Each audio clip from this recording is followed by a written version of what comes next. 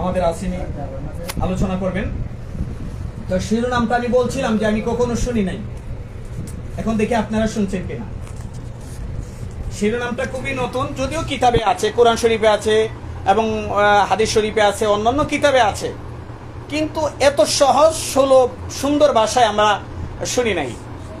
আমরা বিষয় শিরোনামটা ছিল নূরে মুজাসসাম রাউফুর রাহিম রাহমাতুল্লিল আলামিন, ওনার উপর নবীজির প্রতি আমাদের কি হক আছে, উম্মতের কি হক, এই নবীজির উপর উম্মতের হক, এই ছিল ওনার শিরোনাম। সুবহানাল্লাহ।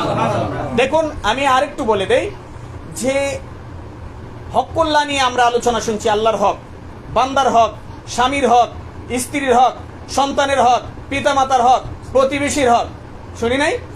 এগুলা অ্যাভেলেবেল শুনছি। নবীজির হক সম্পর্কে কখনো এই কথা এইভাবে শুনছেন এতটুকু শর্ট করে? নবীজির হক কি? নবীজির কোনো হক নাই তাইলে? হ্যাঁ, কম মনে হয়, সবচেয়ে কম। হ্যাঁ, তাহলে পিতামাতার হক, পিতার হক, মাতার হক, সন্তানের হক, প্রতিবেশীর হক, হ্যাঁ, বন্ধু বান্ধবের হক, স্বামীর হক, স্ত্রীর হক, প্রতিবেশীর হক, আল্লাহর হক, বান্দার হক, মানুষের হক, সব হক নিয়ে আলোচনা আছে। নূরে মুজাসসাম রাহমাতুল্লিল আলামিন ওনার যে হক আছে আমাদের উপর, এই বিষয়ে কোনো আলোচনা আমি শুনি নাই, জানি না আপনারা শুনছেন কিনা।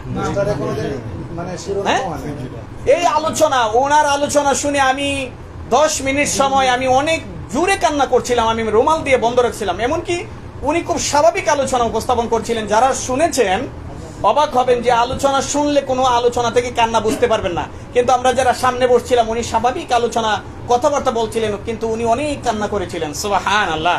এই কথাগুলো বলতে গিয়ে যাক, আমরা উক্ত শিরোনামের উপর আমরা আলোচনা শুনবো মোহাম্মদ আব্দুর রহিম আল আসিমির কাছ থেকে। আমরা খুব মনোযোগ দিয়ে শুনবো, যেহেতু আলোচনা খুব গুরুত্বপূর্ণ, মনোযোগ দিয়ে শুনবো। অন্য মনস্ক না হয়ে দুনিয়াবি চিন্তা চেতনাকে মুক্ত করে দুনিয়াবি খেয়াল দেয়ান খেল থেকে বের হয়ে এসে একদম নবীজির হক, আমরা ওনার উম্মত, এই বিষয়ের উপর আমরা আলোচনা শুনবো ইনশাল্লাহ। ঠিক আছে, এমন ভাই চুপ করে বসে যান, নড়াচড়া করবেন না। আলহামদুলিল্লাহ হামদান কাসীরান কামা আমর ওয়া সলাতু আলা নবিয়্যি কাসীরান ওয়া কাসীরান কামা আমর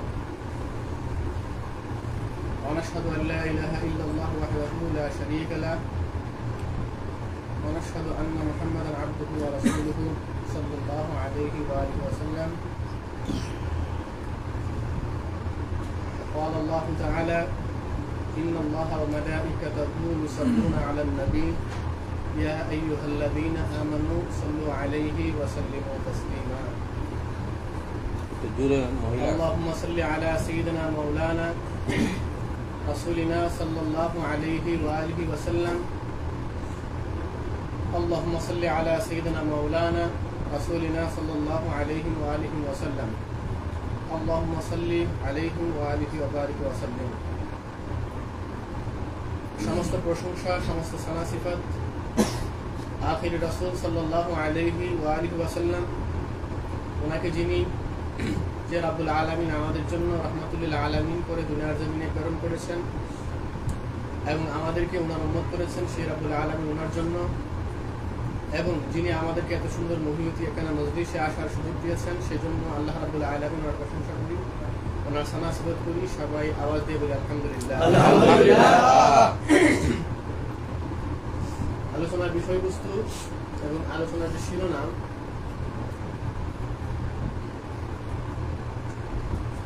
আমাদের ঢাকা রাজারবাগ দরবার শরীফের সাইয়্যিদুনা শাহজাদা হুজুর কিবলা আলাইহিস সালাম, উনি গত 12 রবিউল আউয়াল শরীফে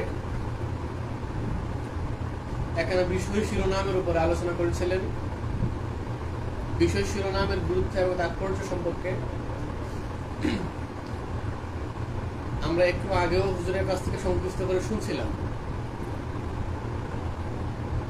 বিষয়টা হচ্ছে নূরে মুজাসসাম হাবিবুল্লাহ হুজুর পাক সাল্লাল্লাহু আলাইহি ওয়া আলিহি ওয়াসাল্লাম,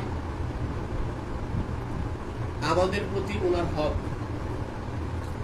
আমাদের উপরে নূরে মুজাসসাম হাবিবুল্লাহ হুজুর পাক সাল্লাল্লাহু আলাইহি ওয়া আলিহি ওয়াসাল্লাম ওনার হক সম্পর্কে। সুবহানাল্লাহ। সাধারণত আমরা যেভাবে হককে চিন্তা করি সেটা হচ্ছে যে হকুল্লাহ, হকুল ইবাদ। আমরা হকের দুই ভাগে ভাগ করি। একটা হচ্ছে আল্লাহ পাক ওনার হক। আল্লাহ পাক আমাদেরকে দুনিয়ার জন্য প্রেরণ করেছেন, আমাদের উপরে আল্লাহ পাকের হক কি। আরেকটা হচ্ছে হকুল ইবাদ, মানুষের উপরে বা আমাদের উপরে মানুষের হক কি। আমরা তো একটা সমাজ বান্ধব মানুষ, আমরা সামাজিক জীব বলা হয় আমাদেরকে। তো আমরা একজনের সাথে আরেকজনের যে মনস্তাত্ত্বিক, সামাজিক এবং পারিবারিক যে সম্পর্ক, যে বন্ধন, এই বন্ধনের ফলে একে অন্যের প্রতি আমাদের একটা হক তৈরি হয়। দুই ভাগে আলোচনা করা হয়, একটা হচ্ছে হকুল্লাহ আর একটা হচ্ছে হকুল ইবাদ। কেউ কেউ আবার হকরে তিন ভাগে ভাগ করেন। একটা হচ্ছে হকুল্লাহ, একটা হচ্ছে হকুল ওয়ালিদাইন, একটা হচ্ছে হকুল ইবাদ বা হকুল নাস। হকুল ইবাদ থেকে স্পেশালি মানুষের মধ্যে থেকে মা বাবাকে আলাদা করা হয়, কারণ মা বাবাদের প্রতি বা মা বাবা আমাদের প্রতি বিশেষ একটা হক আছে। তো আমাদের শাহজাদা হুজুর আলাইহিস সালাম ওনার যে আলোচনার শিরোনাম বা বিষয়বস্তু ছিল তা এতটাই গুরুত্বপূর্ণ এবং এতটাই তাৎপর্যপূর্ণ একটা বিষয় শিরোনাম, যে বিষয় শিরোনামে আমি সাধারণত আলোচনা অতীতে আর কখনো শুনি নাই।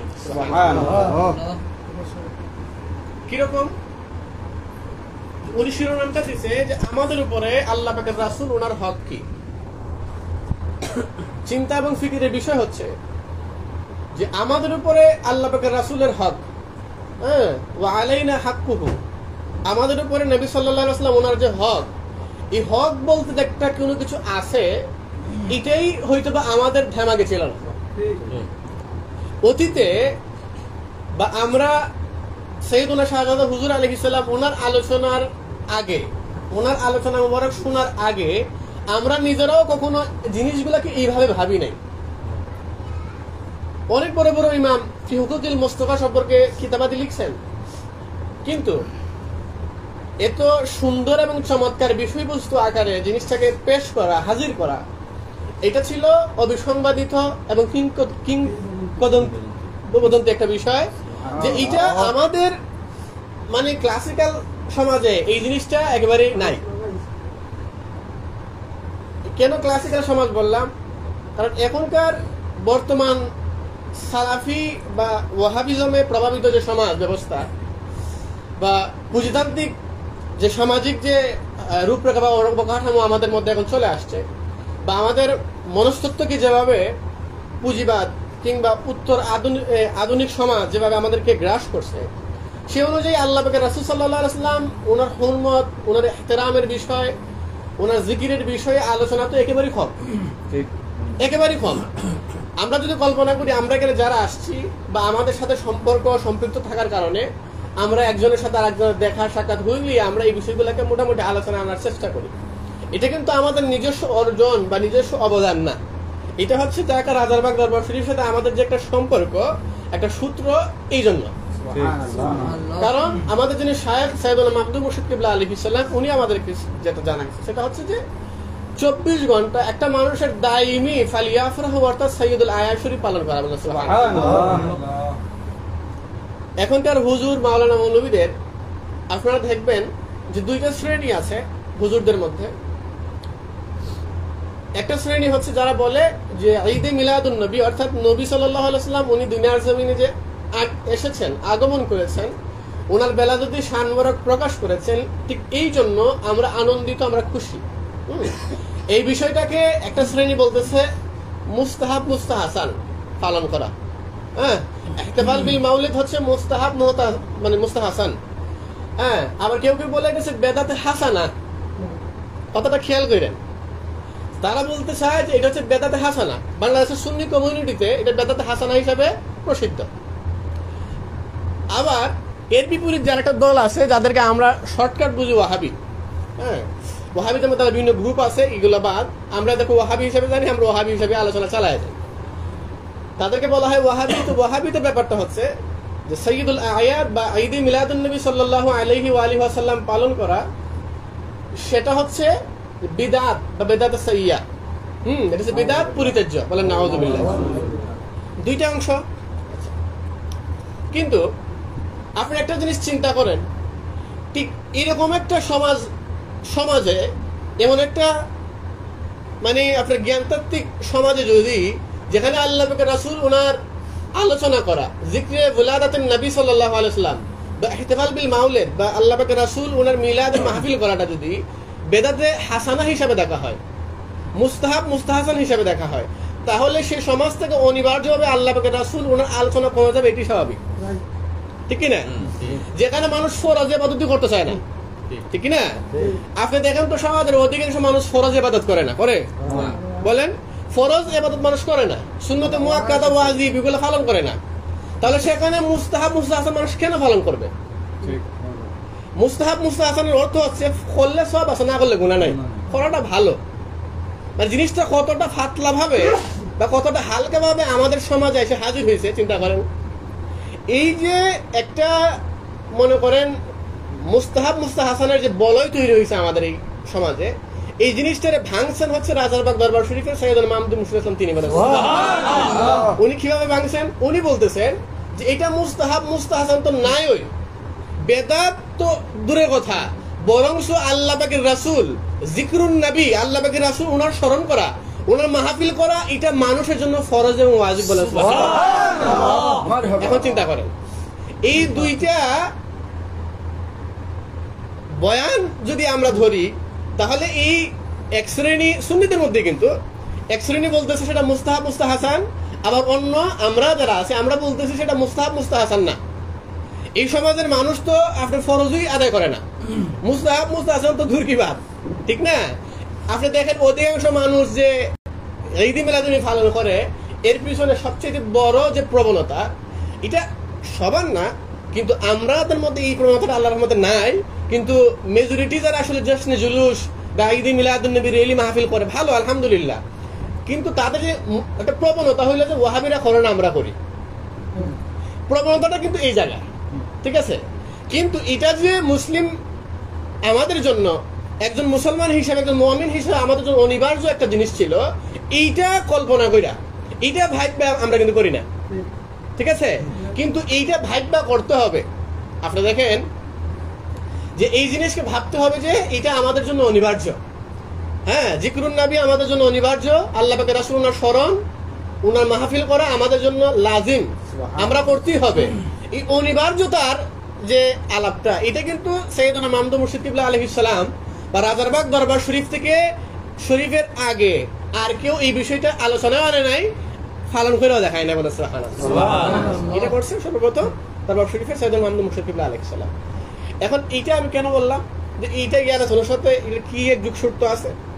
এটার যুগসূত্রটা হইল যে আপনি এই সামান্য একটু আলোচনা থেকে আপনি বুঝতে পারবেন যে আল্লাহ পাকের রাসূল ওনার সম্পর্কে দৃষ্টিভঙ্গির পার্থক্য।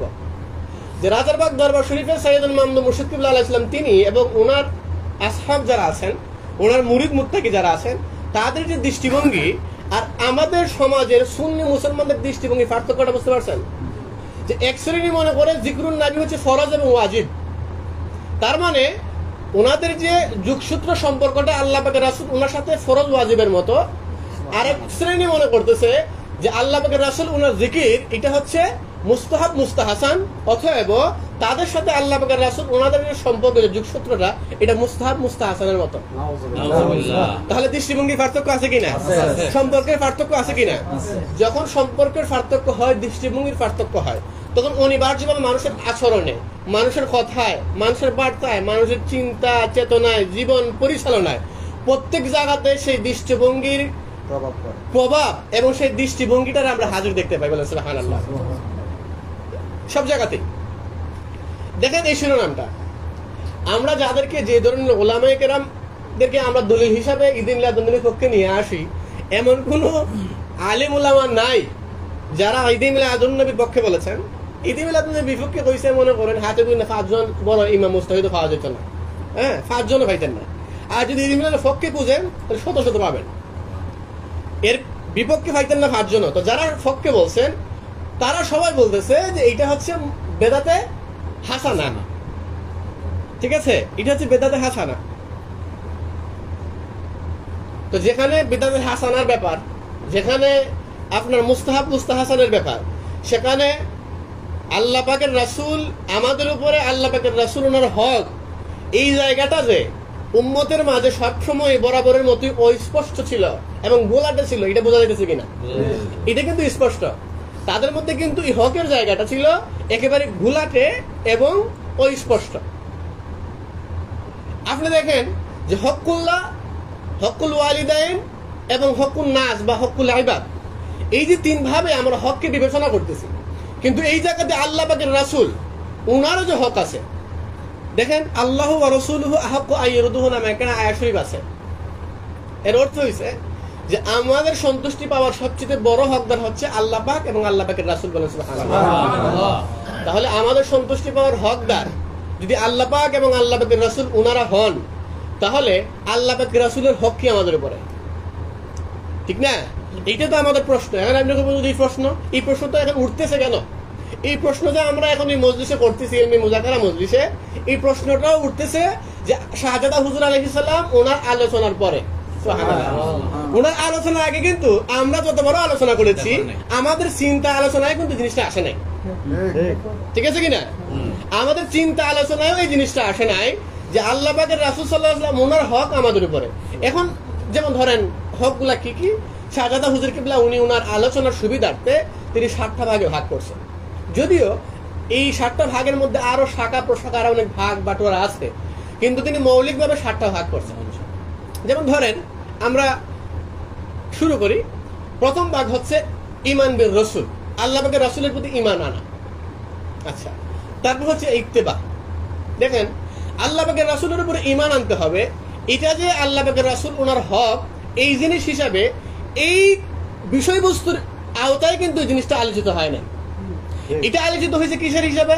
এটা আলোচিত হয়েছে আকায়েদ হিসাবে, এটা আলোচিত হয়েছে আকীদা হিসাবে, বিশ্বাস হিসাবে। আচ্ছা, যেমন ধরেন শাহজাদা হুজুর কিবলা আলাইহিস সালাম তিনি শুরুর দিকে যেভাবে আলোচনা শুরু করছিলেন, যে তিনি বলছিলেন হক কিভাবে নির্ধারিত হয়। হক নির্ধারণ হয় উপকারের মাধ্যমে। যার উপকার যত বড় তার হক তত বড়। সুবহানাল্লাহ। আল্লাহ পাক সুবহানাহু ওয়া তাআলা তিনি আমাদেরকে সৃষ্টি করেছেন কিনা? করেছেন। তিনি আমাদের দুনিয়ার জমিনে প্রেরণ করেছেন, আমাদেরকে রিজিক দিচ্ছেন, রহমত দিচ্ছেন। সুতরাং আল্লাহ পাক ওনার হক সবচেয়ে বড়। এই জন্য আমরা এটা বলতেছি কি, তা হকুল্লাহ। হকুল্লাহর ভিতরে আমরা কি বলতেছি? আল ঈমানু বিল্লাহ। আল্লাহ পাক ওনার প্রতি ঈমান আনা এবং ওনার সাথে শিরিক না করা, এটা হচ্ছে আল্লাহ পাক সুবহানাহু ওয়া তাআলা ওনার হকের প্রথম নম্বর হক। আচ্ছা, তারপর হচ্ছে আল্লাহ পাক ওনার ইবাদত করা, আল্লাহ পাক তিনি ছাড়া আর কারো ইবাদত না করা, এটা হচ্ছে আল্লাহ পাক সুবহানাহু ওয়া তাআলা ওনার দ্বিতীয় হক। তাহলে কোরআন শরীফে এই আল্লাহ পাক ওনার প্রতি ঈমান আনা, ওনার সাথে কাউকে শরীক না করা, ওনার ইবাদত করা, অন্য কারো ইবাদত না করাটা আল্লাহ পাক সুবহানাহু ওয়া তাআলা ওনার হক হিসাবে আসছে। ঠিক আছে? এখন আল্লাহ পাক সুবহানাহু ওয়া তাআলা ওনার হক হচ্ছে সবচেয়ে বড়। কেন? কারণ ওনার উপকার সবচেয়ে বড়। হুজুর পাক সাল্লাল্লাহু আলাইহি ওয়াসাল্লাম ওনার হক সবচেয়ে বড়। কেন? কারণ ওনার হক ওনার উপকার আমাদের জীবনে সবচেয়ে বড়। শাহজাদা হুজুর কিবলা বলতেছেন যে মা বাবার উপকার আমাদের জীবনে পাড়া প্রতিবেশীর চাইতে বেশি। এই জন্য পাড়া প্রতিবেশীর উপরে মা বাবার হকটা বড়, মা বাবার হকটা বেশি। তার মানে এইভাবে হকটা নির্ধারিত হয়। কিন্তু একটা মানুষের জীবনে সবচাইতে বড় যে চাওয়া এবং পাওয়া থাকে, মানব সৃষ্টির উদ্দেশ্য কিটা? দেখেন, মানুষের সৃষ্টির উদ্দেশ্য এই জিনিসটা মানুষের সবচাইতে বড় আকাঙ্ক্ষা এবং জানার বিষয়।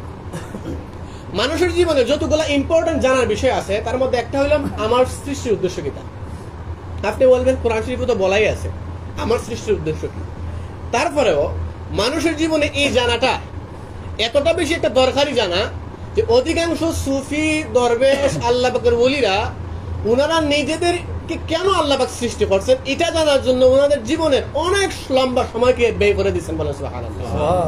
যেমন একটা ঘটনা আপনাদেরকে বলি। হযরত মুসা কালিমুল্লাহ আলাইহিস সালাম, এই ঘটনাটা আপনারা শুকরিয়ার আলোচনায় অনেক শুনছেন। উনি আল্লাহ পাক ওনার দরবারে তুর পাহাড়ে উনি আল্লাহ পাক সুবহানাহু ওয়া তাআলা ওনার কাছ থেকে ওখানে ওহী নাযিল হইতো, তিনি তুর পাহাড়ে যাইতেন। তো একজন ব্যক্তি যার দুইটা হাত নাই পা নাই, একেবারে মাজুর, দুটো হাতও নাই পাও নাই, তারপরে লোকটা গড়া ঘুরে দিয়া চলে। একটা লোকের যখন হাত এবং পা না থাকে, এই লোকটা দুনিয়াতে কি কাজে লাগে বলেন আপনি? হ্যাঁ, কোনো কাজও লাগে না, কোনো কাজে লাগে না, ঠিক না? মানুষ তো চিন্তা করে আমার একটা ফুলা হলে মারামারি লাগে, লাডি হলে আগ্রহ বনে, ঠিক না? তুমি এই লোকজন জন্ম নিছে কেন? মা বাবারও হয়তো বা কোনো উপকারে লাগে না, পাড়া প্রতিবেশীদের কোনো উপকারে লাগে না, কোনো পশু পাখিরও হয়তো বা কোনো উপকারে ওটা লাগে না।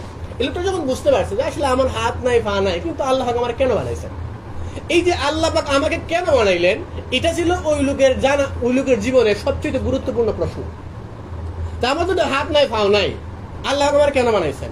বা আমাদের যদি হাত আছে পা আছে, তারপরও আল্লাহ পাক আমাকে কেন সৃষ্টি করছেন, ঠিক না? এটা জানা তো অত্যন্ত গুরুত্বপূর্ণ। প্রশ্ন করছেন হযরত মুসা কালিমুল্লাহ আলাইহিস সালাম ওনাকে, যে আপনি আল্লাহ পাক সুবহানাহু ওয়া তাআলা ওনাকে জিজ্ঞেস করবেন যে আমাকে কেন বানাইছেন। তো আল্লাহ পাক সুবহানাহু ওয়া তাআলা ওনাকে জিজ্ঞেস করা হলো।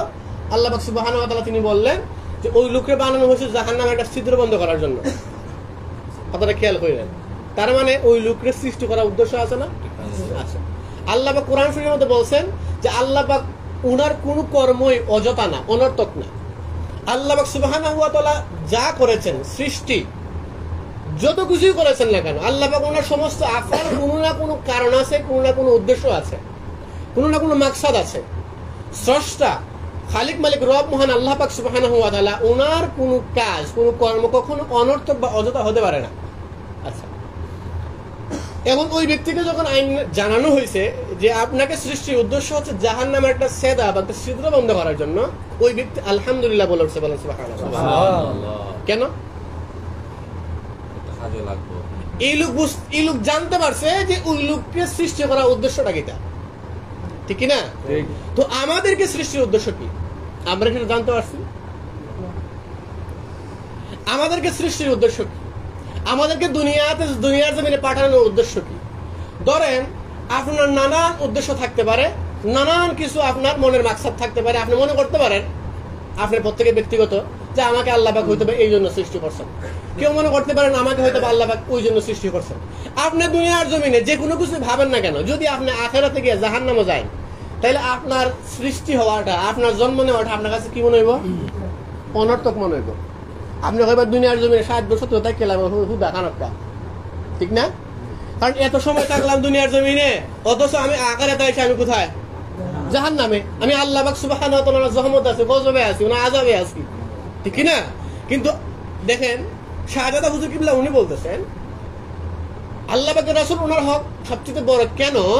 কারণ আল্লাহ পাকের রাসূল সাল্লাল্লাহু আলাইহি ওয়াসাল্লাম তিনি মানুষের সবচেয়ে বড় যে চাওয়া, সবচেয়ে বড় যে পাওয়া, সবচেয়ে বড় যে চাহিদা, এগুলো আল্লাহ পাকের রাসূল উনি পুরা করেছেন। বলে সুবহানাল্লাহ।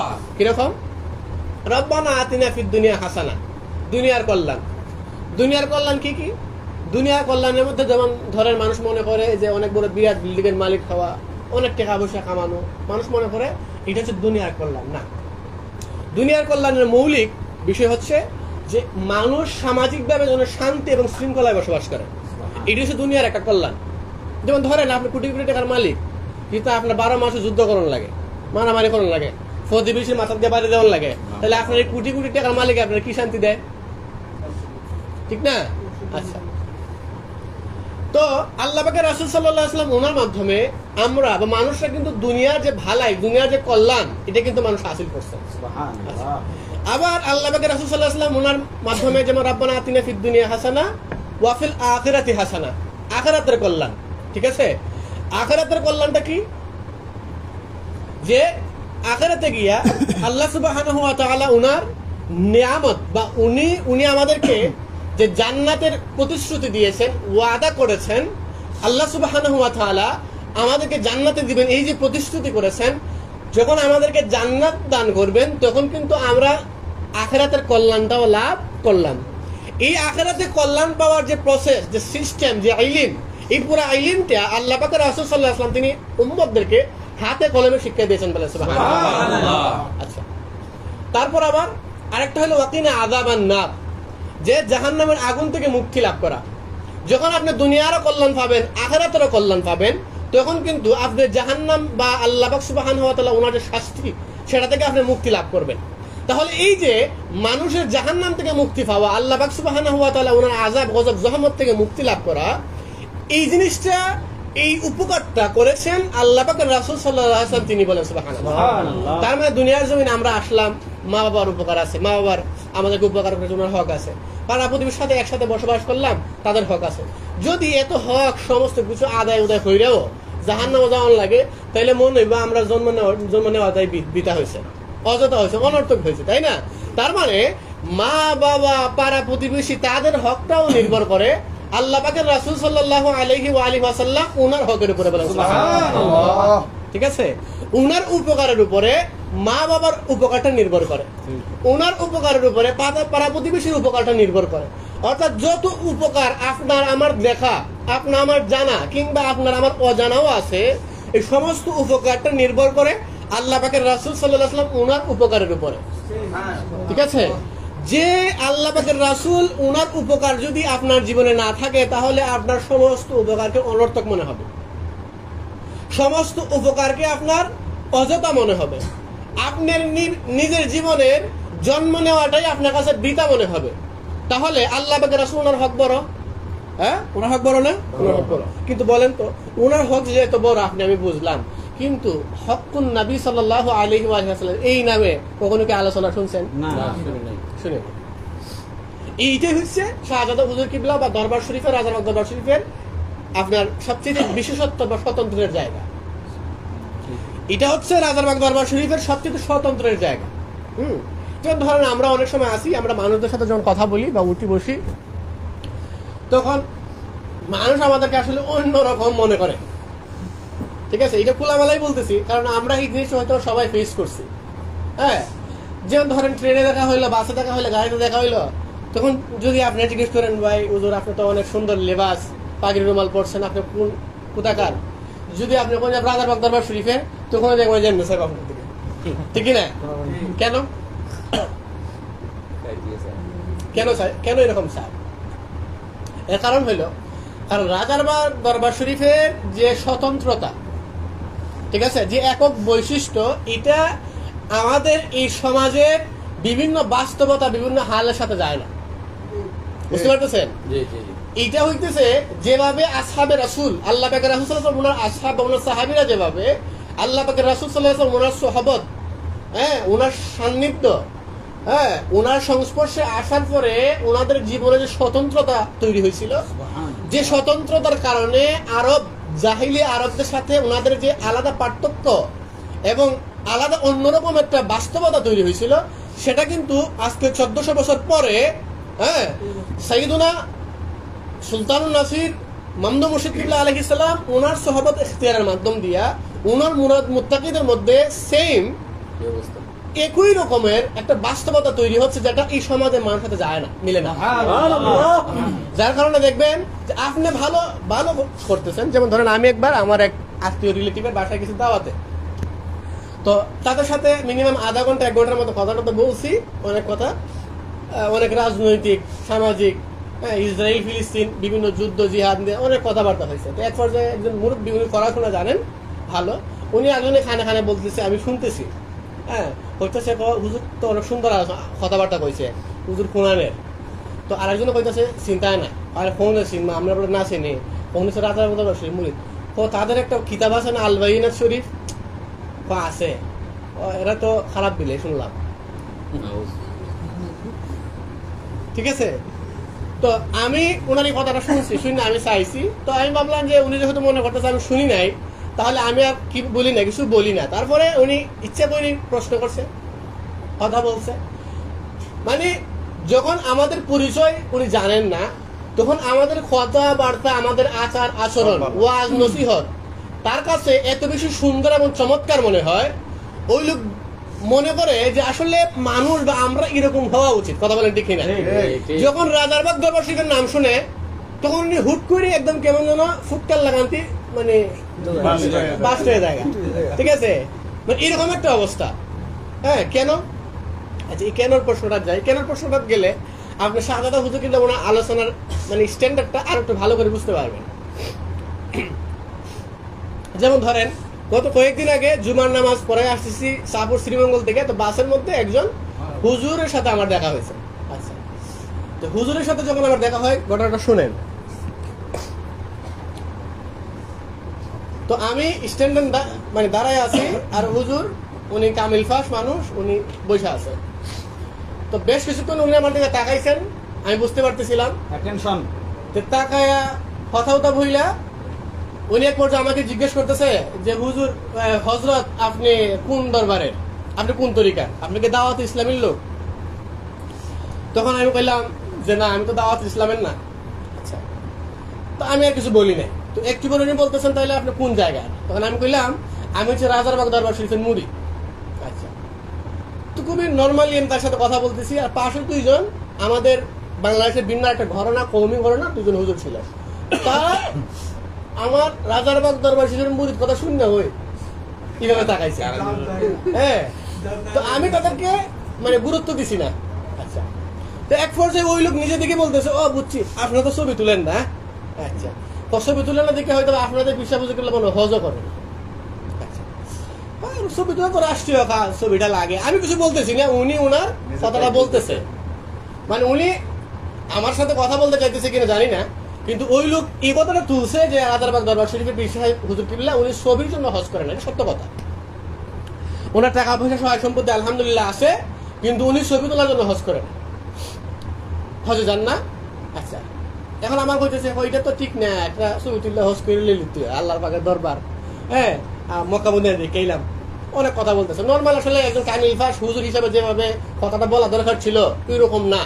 একজন মনে হয় রিক্সাওয়ালার সাথে যেভাবে কথা বললে যেরকম বলে না, যুক্তি টুক্তি দেয়, কিন্তু সেম এরকম। তখন আমি কইলাম যে হুজুর আপনি কি পড়াশোনা করেন কিনা?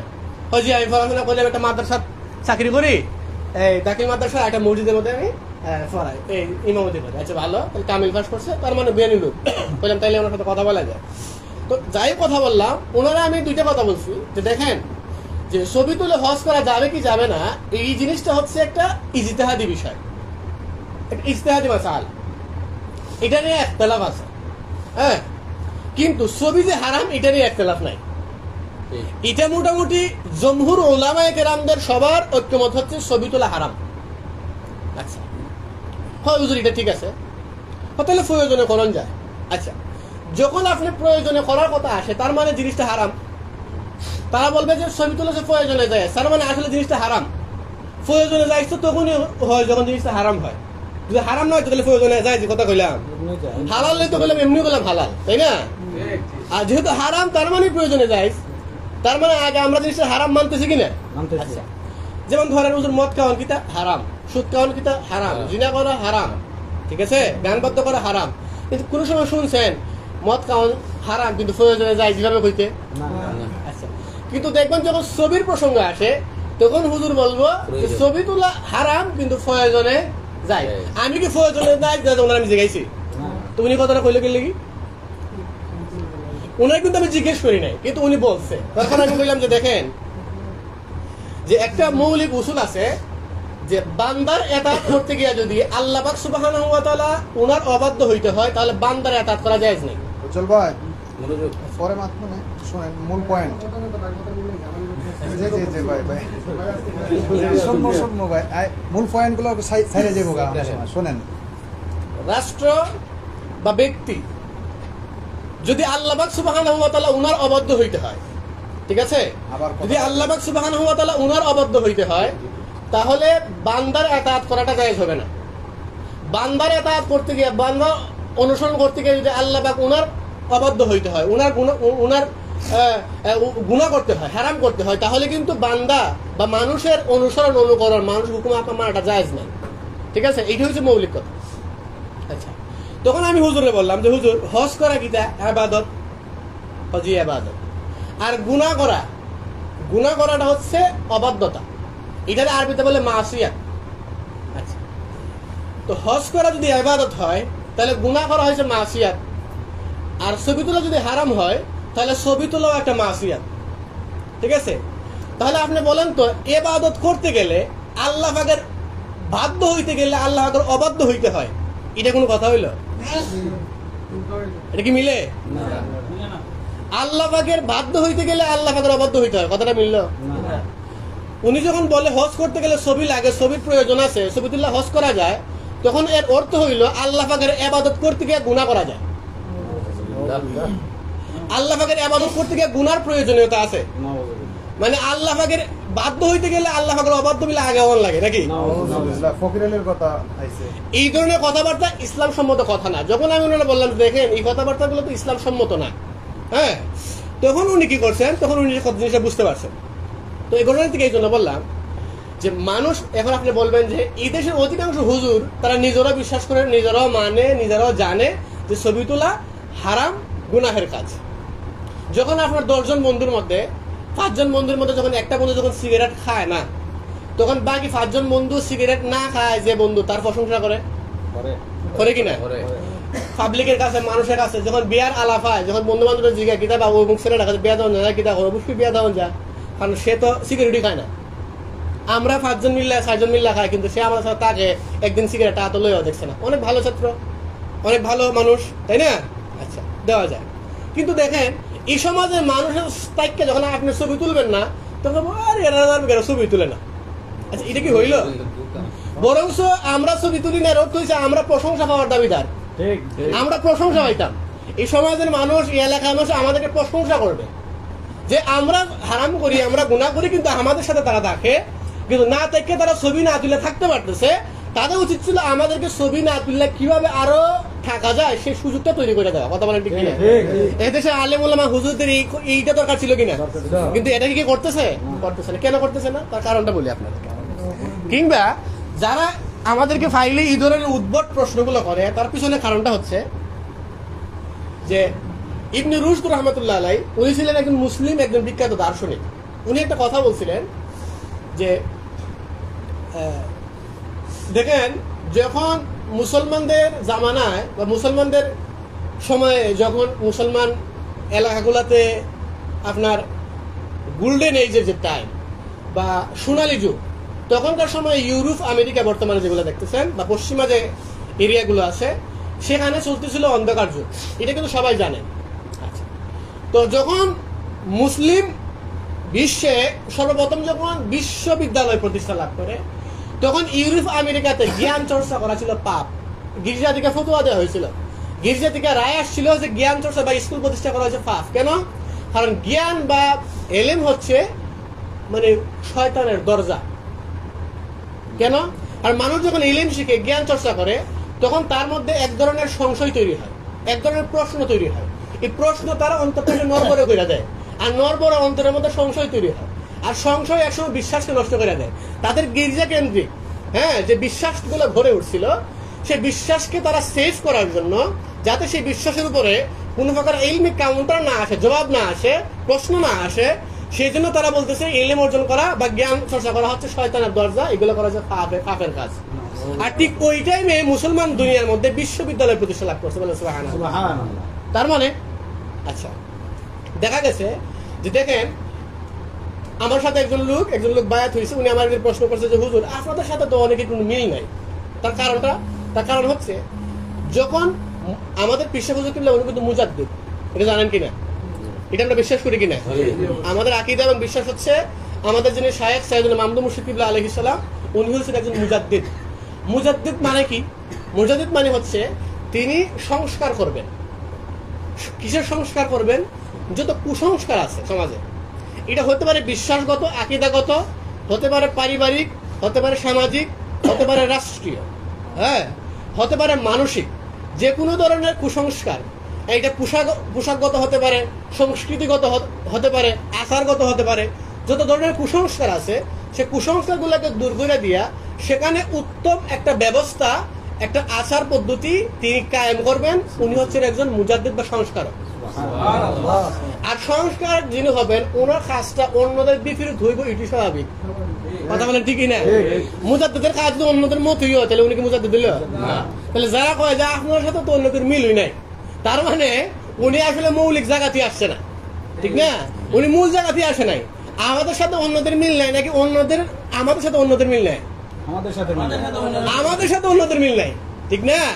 কারণ সংস্কারের সাথে কুসংস্কারের মিল হইতো না, এটি স্বাভাবিক। হ্যাঁ, সুন্নতের সাথে বেদাতের মিল হইতে না, এটাই স্বাভাবিক, ঠিক। ঠিক না? তো আমাদের সাথে অন্যদের মিল নাই, ঠিক আছে? অন্যদের সাথে আমরা কেলে মিলতাম, অন্যরা না আমাদের সাথে মিলতাম, তাই না? আর অন্যদের মধ্যে যে কুসংস্কার আছে, এটা সাইয়্যিদুনা মাহমুদ মুরশিদ কিবলা আলাইহিস সালাম তিনি সেটাকে সাটাই কইরা দিয়া সেখানে সুন্নাতকে কায়েম করতেছেন বলে সুবহানাল্লাহ। এটা হচ্ছে রাজারবাগ দরবার শরীফের মৌলিক অবস্থানগুলোর একটা। আচ্ছা, এই অবস্থানকে প্রতিষ্ঠা করতে গিয়া রাজারবাগ দরবার শরীফের যে ইলমি এবং সামাজিক এবং প্রাতিষ্ঠানিক যে কার্যক্রম, সে কার্যক্রমটা মানুষের বা এদেশের সকল ইসলামপন্থী যারা বা এদেশের মানুষের ভিতরে যে বঙ্কুর এবং অত্যন্ত দুর্বল এবং নরবর যে আকীদা এবং বিশ্বাসটা আছে, সেটা অনেক বেশি ভীত এবং তটস্থ আছে। মনে করেন যে এই যে একটা কথা আমি কিভাবে বলে যান, এটা যে যখন একজন ব্যক্তি যখন দুর্বল হয় তখন তার সর্বশেষ মানে পদক্ষেপ হয়েছে আক্রমণ করা, এটা ঠিক ঠিক কিনা? একজন মানুষ যখন দুর্বল হয় তখন তার সর্বশেষ পদক্ষেপ কিটা? আক্রমণ করা। আপনি দেখবেন যে একজন মানুষ যখন মানে যুক্তি ভালো জানেন, যুক্তি বুঝেন, মানে আকলবান একজন মানুষ, সহি সমঝদার একজন মানুষ, তারে যদি আপনি রাজারবাগ দরবার শরীফে যা আছে সমস্ত কিছু একদম টোটালি যুক্তি দিয়ে বুঝাইবেন, হ্যাঁ, কোরআন হাদিস ইজমা কিয়া সামাজিক জ্ঞান বিজ্ঞান সবকিছু দিয়ে যখন বুঝাইবেন, সর্বশেষ দেখবেন যে আজকা থেকে ওই লোক মানে না। আপনি চিন্তা করে পাইতেন না যে এই লোকটা আসলে কেন মানে না। আপনি তো যা সত্য তাই বলছেন, যেটা ভালো ওইটাই বুঝাইছেন, কিন্তু এই ভালোটা কেন মানতে পারে না? মানুষ তার নিজস্ব আকীদা বিশ্বাসের উপরে এত বেশি আস্থাবান, সেটা দুর্বল হওয়ার পরেও সে তার সেই দুর্বলতাকে টিকাইতে গিয়া, ডাইকে রাখতে গিয়া, দুর্বলতাকে ডাকতে গিয়া, চাদর দেওয়ার জন্য সে শক্তিশালী মতবাদকে আক্রমণ করে বসে। এটি হচ্ছে মানুষের একটা খাসিয়ত, একটা স্বভাব। এটা আমাদের সবার মধ্যে আছে। শাহজাদা হুজুর কিবলা উনি আমাকে জিজ্ঞেস করছিল যে গ্রাম পর্যায়ে বা এলাকা পর্যায়ে মানে মানুষ কেন সহি তাসাউফকে গ্রহণ করতে পারে না, তার কারণটা কি? তখন আমি উনাকে এই কারণটা বলছিলাম।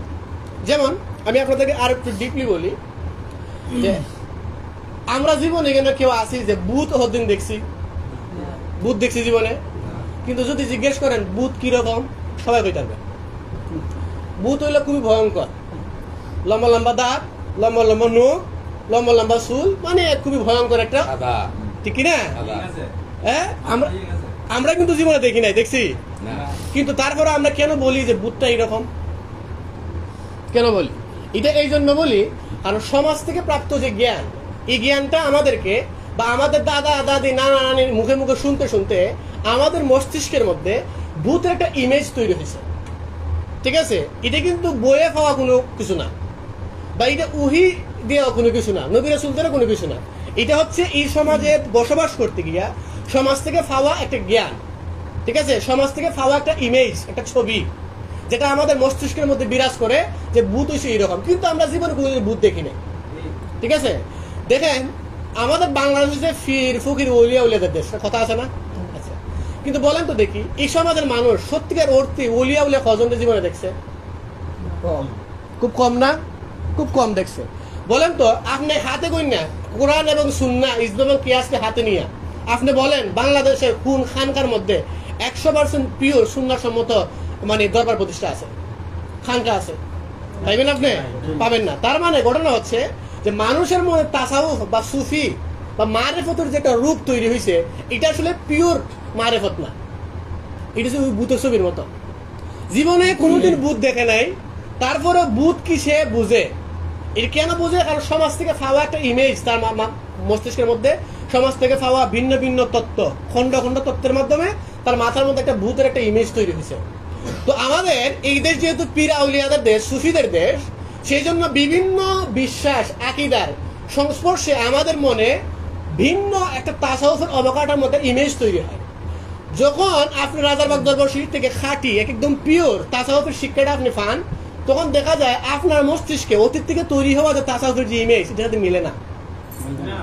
যখন মিলে না তখন আপনি মনে করেন কিটা আপনারটা যেটা এই দুইটি আর যেটা আইছে সেটা ভুল, কিন্তু বাস্তবে কি তাই?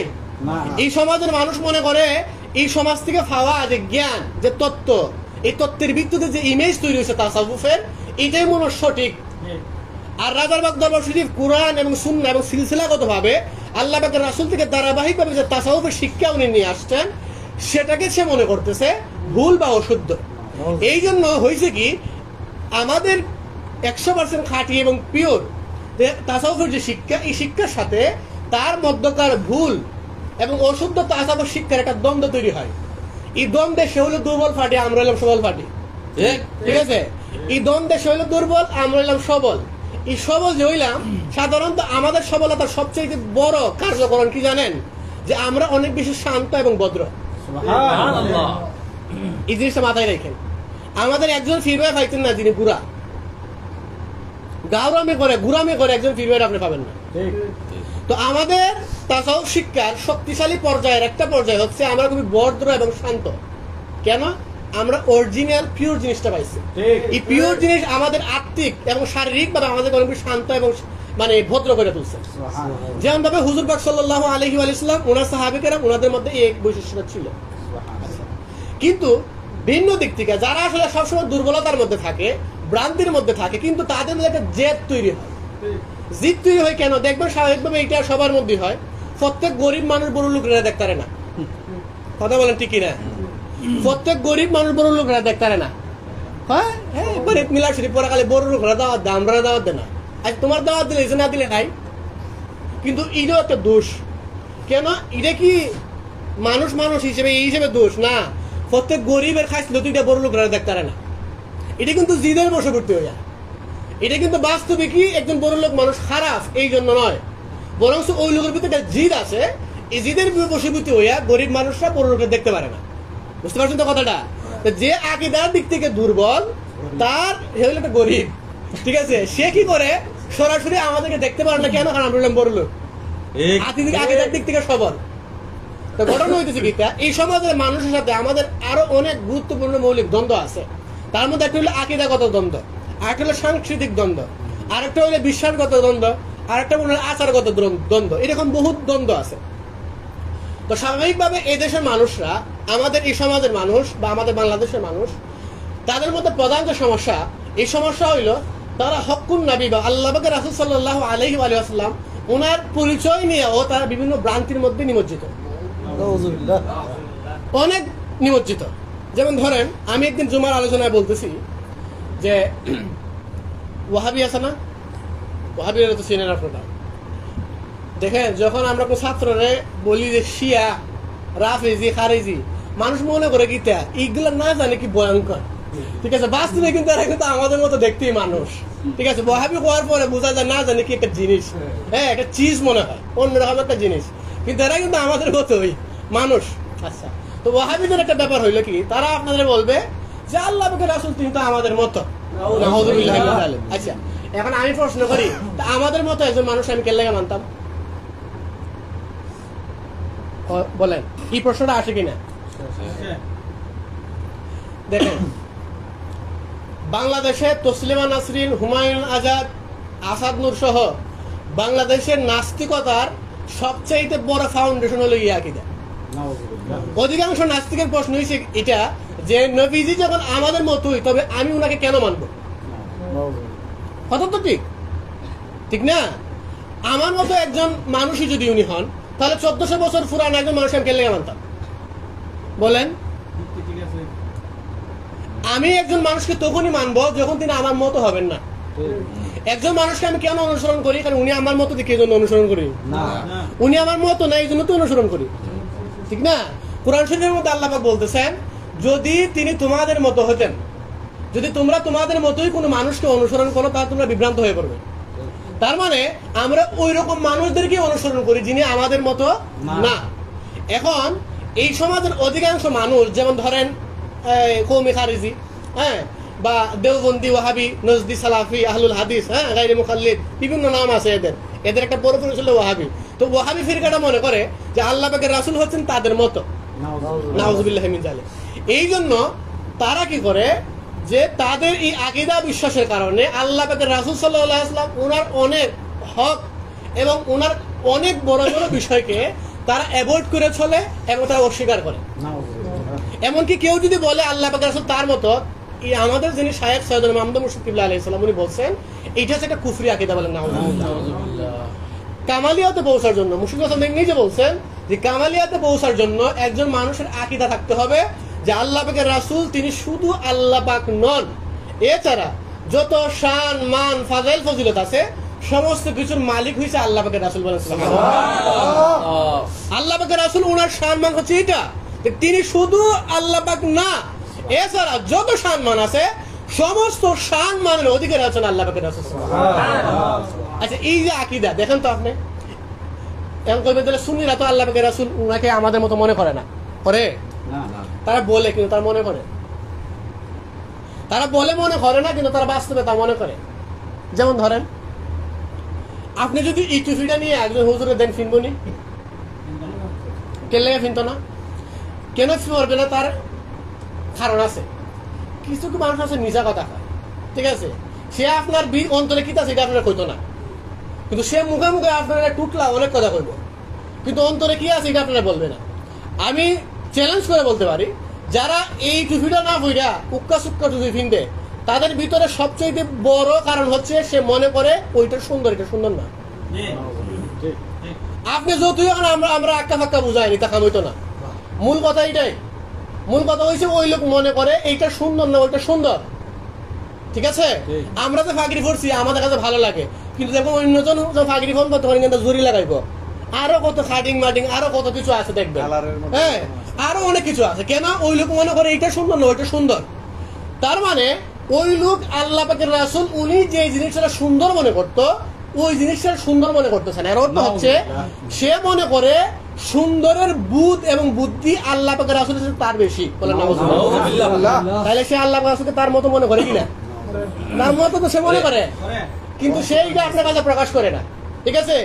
রাজারবাগ দরবার শরীফের সাথে এই দেশ কেন গোটা পৃথিবীর মানুষের মৌলিক আরেকটা দ্বন্দ্বের জায়গা হলো এটা যে তারা দরবার শরীফ মনে করতেছে যে আল্লাহ পাকের রাসূল সাল্লাল্লাহু আলাইহি ওয়াসাল্লাম তিনি শুধু আল্লাহ পাক না, এছাড়া সমস্ত সম্মান ওনার অধিকারী, আর অন্য মানুষ ঠিক এটা মনে করে না। আপনারা এগুলা মানে মার করে রাখেন, এগুলা মনে করেন। আপনি এই জিনিসটা নিয়ে চিন্তা করে দেখেন, আপনি 10 জন মানুষের আলাপ করে দেখেন, ঠিক আমি যেটা বলছি এটা আপনার অন্তরে সাক্ষী দিবে, এটা তারা মনে করে না। আচ্ছা, এখানে আমরা যারা আছি অধিকাংশই ফিরবাই, এই জন্য একটু খোলামেলা আলাপ করতেছি, আপনারা আবার রাগ করেন না, হ্যাঁ। যেমন ধরেন আমরা রাজারবাগ দরবার শরীফে গেছি, যাওয়ার পরে মুর্শিদ কিবলা আলাইহিস সালাম উনি যে মিম্বর শরীফ ব্যবহার করেন, আচ্ছা ওই মিম্বর শরীফ সুন্দর না অসুন্দর? সুন্দর, হ্যাঁ অনেক সুন্দর। সত্য করে রাখুন, সুন্দর না সুন্দর না? আপনি কোন প্রকার আলোচনা বাদে কথাবার্তা বাদে আপনি আম পাবলিক তো বাদ দিলাম, আপনি এলাকা থেকে 10 জন হুজুরে লয়ে যাবেন, গিয়ে জিগাইবেন এই মেম্বরটা সুন্দর আর এদের যে আসন আছে সিংহাসন এইটা একটা পাশে বয়াইবেন, বয়ে জিগাইন কোনটা সুন্দর, সুন্দর হতো না? আচ্ছা এটা সুন্দর বানাই হইতে কাটিং উটিং দিতে লাখ লাখ টাকা তো। কথাটা খেয়াল করে যে মুর্শিদ কিবলা আলাইহিস সালাম বা দরবার শরীফ আমরা মনে করতেছি যে কাঠের যে মেম্বর আছে আমাদের সুন্নত মেম্বর এটা হচ্ছে সুন্দর, আর অন্য মানুষ মনে করতেছে ওই যে তাদের যে মেম্বরটা ওইটা সুন্দর। আপনি বলেন হ্যাঁ ডিজাইনেরটা, এই যে সুন্দর অসুন্দর এটা কিন্তু মানুষের একটা বুধ এবং বুদ্ধির জায়গা, ঠিক আছে। আপনি দেখবেন যে বাংলাদেশের মানুষের বুধ বুদ্ধি আর ইউরোপ আমেরিকার বুধ বুদ্ধি এক না। আমাদের এই সমাজে সবচেয়ে খারাপ সবচেয়ে বড় লম্পট মানুষও যদি হয়, সেও যদি দেখা রাস্তায় একজন মহিলা সে অশৃঙ্খল ভাবে চলাফেরা করতেছে, ভাই মহিলাটা খারাপ, কথা বলেন ঠিক কিনা? এই লোক যতই খারাপ হোক কিন্তু সে মহিলাদের অশৃঙ্খল চলাফেরা খারাপ বলে কিনা? আবার গিয়ে দেখবেন ইউরোপ আমেরিকাতে বিভৎস হয়ে চলাফেরা করাটা নর্মাল, তারাই সেটা খারাপ বলে। কিন্তু গিয়ে দেখবেন তাদের এলাকায় অনেক ভালো লোক আছে যে জীবন একটা মানে এরকম বিশৃঙ্খল কোনো কাজ কাম করে নাই, কিন্তু সে মনে করতেছে সে বিভৎস হয়ে চলাফেরাটা করাটা কিটা স্বাভাবিক স্বাভাবিক। তার মানে মানুষের যে বিবেক এটা স্থান কাল পাত্র ভৌগোলিক অবস্থান যে ভিন্ন ভিন্ন হয় কিনা? আচ্ছা 1400 বছর আগের যে বুধ বুদ্ধি এবং বিবেক, এই 1400 বছর পরে যে বুধ বুদ্ধি এবং বিবেক পার্থক্য আছে না? আছে। এই পার্থক্যের ফলে আমাদের মধ্যে আভ্যন্তরীণ একটা ব্যাপার তৈরি হয়েছে কিটা যে আমরা মনে করতেছি বা এই সমাজের মানুষরা মনে করতেছে যে ডিজাইন করা যে মেম্বরটা আছে ওইটা হলো সুন্দর, বাস্তবিকই বলেন ওইটা সুন্দর কিনা? ভূতের ছবির মতো আর কি আমাদের বাস্তবিকই কিন্তু ওইটাই সুন্দর, তাই না? ওটা কিন্তু আসলে সুন্দর। সামাজিক ভাবে আমরা আমাদের এই সমাজ থেকে প্রাপ্ত যে জ্ঞান বুদ্ধি বা সুন্দরের যে মানদণ্ড আমরা লাভ করছি, ঠিক আছে না, সুন্দরের যে মানদণ্ড আমরা এই সমাজ থেকে পাইছি, এইটা অনুযায়ী কিন্তু বাস্তবে কি ওইটা মানে ওই যে মেম্বরটা আছে ওইটা কি সুন্দর সুন্দর। কিন্তু মুর্শিদ কিবলা আলাইহিস সালাম উনি কি করছেন, ওনার জায়গাটা দেখেন, মনোযোগ দেন, করবেন মনোযোগ। মুর্শিদ কিবলা আলাইহিস সালাম উনি কিন্তু ওই মেম্বরটা সুন্দর বলতেছেন না, বা আমরা এখানে যারা আছে আমরা ওই মেম্বরটা ডিজাইন করা মেম্বরটা সুন্দর বলতেছি না, আমরা বলতেছি দরবার শরীফের সুন্নত যে মেম্বার আছে ওইটা সুন্দর। কেন? আর আমি মনে করি আল্লাহ পাকের রাসূল উনি যা ব্যবহার করছেন তার সবচেয়ে সুন্দর বলেন সুবহানাল্লাহ। ঠিক আছে মোহন ভাই, হ্যাঁ কখন কোন কথাটা কইছে এটা কইতে হবে আচ্ছা না, কারণ গুরুত্বপূর্ণ পয়েন্টটাই ছাইরে দিছেন, আবার কোন রিপ্লাই করতে হবে এই সমাজে। আচ্ছা আমরা কথা বলি, মামুন ভাই আনন্দ সুন্দর এটা ভাইও কইছে আচ্ছা আচ্ছা আচ্ছা আমরা বেদাত বাইরেই করতে গিয়ে চিন্তা করেন না। আচ্ছা আবার শুনি, আচ্ছা, আমরা কথা কথাটা বলি। আবার শুনি, মুর্শিদ কিবলা যেটা মনে করেন এই কথাটা আবার রিপ্লাই খেয়াল করবেন মনোযোগ। আসলে এই বিষয়গুলো পাওয়ার মতো না, এগুলা দরকার ছিল একাডেমিক আপনার ভার্সিটিতে আপনার গিয়া মানে সিট কেটে ভর্তি হয়ে শোনা আর কি দরকার ছিল। আর এলসি নরমাল গুলো শুনতেছে, মানে মানুষ বিদেশ গিয়ে হ্যাঁ হয়তো না, একবার ফাইন ফাইন বলছেন ভাই, একবার ফাইন বলছেন। আপনারই আজকে ওখানে উপরে বসানো দরকার ছিল, ঠিক আছে? আচ্ছা না না না না দেওয়া তো ওই যাই ভাই থাকো কোন আচ্ছা আচ্ছা বোন বোন জাহির ভাই আচ্ছা বসেন, আপনারা বসেন। আপনারা কি শুনতে শুনতে হয়রান হয়ে গেছেন নাকি?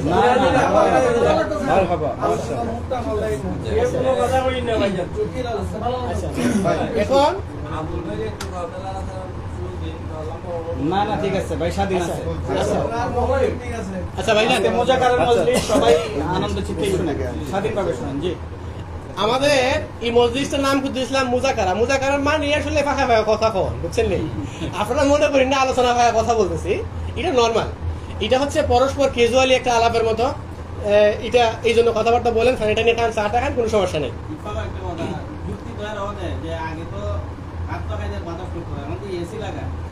আচ্ছা, এটা প্রশ্নগুলো মাথায় রাখেন। আচ্ছা, তাহলে আমি আপনাদেরকে বলতেছিলাম কিটা যে মানুষের যে সৌন্দর্যের যে বোধ আছে, আমি আপনারা যে একটা জিনিস বলি যে মানুষ যে সুন্দর, কোন জিনিসটা সুন্দর এটা মানুষ কেমনে বুঝে। দেখবেন আমরা আপনাদেরকে একটু ঐতিহাসিক ভাবে একটু কথা বলি, তাহলে আলোচনা যদি ফিসে একটু ভালো হয়ে গেছে গা, আর একটু গুছাই নিয়ে আসি। কিছুদিন আগে ইটনা মিঠামইন একটা রাস্তা করছিল, আপনারা দেখছেন অনেক বড় রাস্তা। এই রাস্তার মধ্যে পহেলা বৈশাখ উপলক্ষে দেখবেন যে রাস্তার মধ্যে আলপনা আঁকছিল, ঠিক আছে? আলপনা আঁকছে কিতা যে কিতা জানি ফাতা সাতা লতা ফাতা কতলা রং দিয়ে আঁকে বয়ে দিছে, ঠিক আছে? আমি জিনিসটা মনে করছি অসুন্দর, কিন্তু এই দেশের অনেক সংস্কৃত মনা মানুষ, ঠিক আছে, যারা চারুকলা একাডেমি থেকে উঠে আসছে, তারা মনে করে এটি সুন্দর। দেখবেন যে চারুকলার মানুষরা দেখবেন যে এমন সব ফুতলা এমন সব ডিজাইন করে, এগুলা মানে আমি তো পারি না, আমি এত সুন্দর ডিজাইন করতাম। আচ্ছা, কিন্তু তারা মনে করতেছে এটাই সুন্দর। তার মানে অর্থ হইল যে তাদের সৌন্দর্যের বুধ আমার সৌন্দর্যের বুধ এক না, ঠিক আছে তো? আচ্ছা, তারপর দেখবেন যে অনেক আর্ট আছে, মিনিয়েচার আছে, অনেক আর্ট পেইন্টিং আছে, মানে ঐতিহ্যবাহী অনেক পেইন্টিং। যে এই পেইন্টিং গুলো যখন আমরা দেখি, যখন আমি দেখবো এই পেইন্টিংটা, তখন আমি কইবো যে পেইন্টিংটা সুন্দর না, ঠিক আছে, এটা কিরকম একটা পেইন্টিং একে বসে রয়েছে। যখন পেইন্টিং যারা গবেষণা করে তারা যখন দেখবে, সে কিন্তু জিনিসটা ভিন্ন আঙ্গিকে দেখবে কিনা। তার মানে আমি আর ওই ব্যক্তির দেখার মধ্যে পার্থক্য আছে না? এই পার্থক্য কেন তৈরি হয়েছে? চিন্তা চেতনা থেকে। আমার চিন্তা চেতনা হচ্ছে নর্মাল, আমি সমাজের চিন্তা চেতনাকে লালন করি, কিন্তু ওই লোক একাডেমিক চিন্তা চেতনা লালন করে। এই জন্য তার কাছে সৌন্দর্যের যে বুধ, আমার কাছে সৌন্দর্যের বুধ এক না। তো এই সমাজের মানুষ কোন জিনিসটা সুন্দর আর কোন জিনিসটা অসুন্দর, এটা নির্ধারণ করে এই সমাজ থেকে প্রাপ্ত জ্ঞানের মাধ্যমে। কিন্তু রাজারবাগ দরবার শরীফের সাইয়েদুল মাহমুদ মুর্শিদ কিবলা আলাইহিস সালাম, ওনার যে সৌন্দর্যের বুধ, এটা কিন্তু সমাজ থেকে প্রাপ্ত জ্ঞানের মাধ্যমে না। ওনার সৌন্দর্যের বুধ এবং বুদ্ধি হচ্ছে আল্লাহ পাকের রাসূল বলে সুবহানাল্লাহ। আল্লাহ পাকের রাসূল যা ব্যবহার করছেন তা সুন্দর, ঠিক আছে? এইটা এই সমাজের সৌন্দর্যের বুধের সাথে মিললে মিলুক, না মিললে নাই। এই সমাজের সবচেয়ে ভালো একাডেমিশিয়ান, সবচেয়ে ভালো বুদ্ধিজীবী গবেষক ওই ব্যক্তির চোখে এটা অসুন্দর হইলেও এই সমাজের সবচেয়ে ভালো এবং ভদ্র, হ্যাঁ, এবং এলিট মানুষদের চোখের সাথে অসুন্দর হইলেও যদি সেটা আল্লাহ পাকের রাসূল সাল্লাল্লাহু আলাইহি ওয়াসাল্লাম উনি করে থাকেন সেটাই সুন্দর। এর অর্থ হচ্ছে যে আমরা আমাদের সৌন্দর্যের বুদ্ধকে, সৌন্দর্যের জ্ঞানকে, সৌন্দর্যের বুদ্ধিকে, সৌন্দর্যের প্রজ্ঞাকে আল্লাহ পাকের রাসূল উনার সৌন্দর্যের বুদ্ধি প্রজ্ঞার সাথে মিলাই নিয়েছে বলেন সুবহানাল্লাহ। তাহলে আমাদের যোগাযোগটা কিরকম আর অন্যদের যোগাযোগটা? এই সমাজের মানুষ যদি একটা আর্ট করা, এই ডিজাইন করা একটা মেম্বার আমরা দেখায় দেই, তখন সে কিন্তু বলতেছে ওটাই সুন্দর। আর সুন্নত একটা জিনিস আইনা দিলে যদি সুন্নত না হয়, সুন্নি মানুষের সালাক আছে, সুন্নত কইলে সুন্দর, যদি বলা হয় সুন্নত তাহলে সুন্দর, ঠিক আছে। এখন যদি বহু সুন্দর কথা ফেস লাগিয়েছে বুগা, ঠিক আছে। এই জন্য অনেকে আছে সুন্দর বলে, কিন্তু ভিতর থেকে আসলে এই জিনিসটাকে সুন্দর বলতে পারতেছে কিনা, এটা কিন্তু একটা মৌলিক জিনিস, মৌলিক প্রশ্ন এটা, ঠিক আছে। একটা ইউনিক প্রশ্ন হচ্ছে যে ভিতর থেকে ওই ব্যক্তি আসলেই সেটাকে স্বীকৃতি দিতে পারতেছে কিনা, ওই লোক আসলেই সেই জিনিসটাকে সুন্দর বলে মানতে পারতেছে কিনা, এটা হচ্ছে একটা কথা। তাহলে হুজুর পাক সাল্লাল্লাহু আলাইহি ওয়াসাল্লাম ওনার সাথে আমাদের যে যোগাযোগটা, এটা এই সমাজের অধিকাংশ মানুষ বলতে মেজরিটি মানুষের যোগাযোগের মতো না, ঠিক আছে।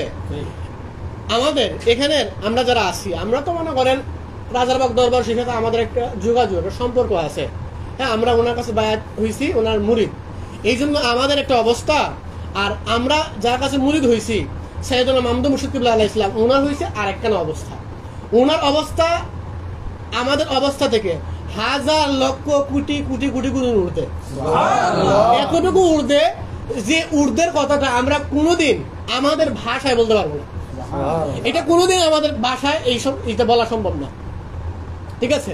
তো এই জন্য রাজারবাগ দরবার শরীফের শাহজাদা হুজুর কিবলা সাইয়েদুনা মামদুহ মুর্শিদ কিবলা আলাইহিস সালাম, ওনার সম্মানিত আওলাদ এবং সম্মানিত শাহজাদা আমাদের ইমাম সাইয়েদুনা শাহজাদা হুজুর আলাইহিস সালাম, উনি আমাদের কাছে যে আলোচনার অবতারণা করেছেন, এইটার এপিস্টেমোলজিক্যাল এবং দার্শনিক, হ্যাঁ, ফিলোসফিক্যাল এবং সামাজিক যে প্রভাব, ওইটা কিন্তু একটা ভিন্ন একটা আলোচনার প্রয়োজন আছে।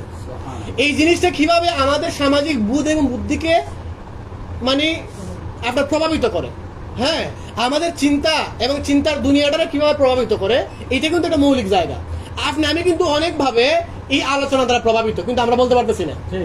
অনেকে ধরায় না দেওয়ার আগ পর্যন্ত সে কোনো সময়ই এটা বলতে পারবে না যে এই আলোচনা শোনার পরে তারে এই আলোচনা কতটা প্রভাবিত করেছে। প্রভাবটা বলি আপনাদেরকে।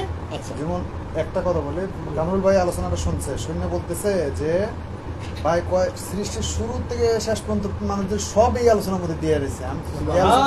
ভাই আমার আলোচনা শোনার পরের দিন বলতেছে কথাটা, কিন্তু হয়তো আলোচনায় বলতে পারবে না।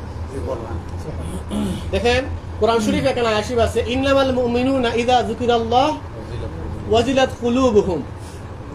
একটু গভীর মনোযোগ দিয়ে শুনবেন যে আল্লাহ পাক সুবহানাহু ওয়া তাআলা তিনি বলতেছেন, নিশ্চয়ই মুমিন তারা যখন তাদের কাছে আল্লাহ পাক উনার জিকির করা হয়। আল্লাহ পাকের জিকির কি? আল্লাহ পাকের জিকির মানে হচ্ছে নবী সাল্লাল্লাহু আলাইহি ওয়াসাল্লাম উনার জিকির। কারণ আতিউল্লাহ ওয়া আতিউর রাসূল, ঠিক আছে, মাইয়ুতির রাসূল ফাকাদ আতা আল্লাহ। যে ব্যক্তি আল্লাহ পাকের অনুসরণ করে সেই ব্যক্তি আল্লাহ পাকের রাসূল উনার অনুসরণ করে। আল্লাহ পাকের রাসূল উনার অনুসরণ, আল্লাহ পাকের অনুসরণ। আল্লাহ পাকের রাসূল উনার জিকির, আল্লাহ পাকের জিকির। এই জন্য আল্লাহ পাকের রাসূল উনার এখানে বিশেষ নাম হচ্ছে, বিশেষ ইসিম মুবারক হচ্ছে জিকরুল্লাহ। বলেন সুবহানাল্লাহ, ঠিক আছে।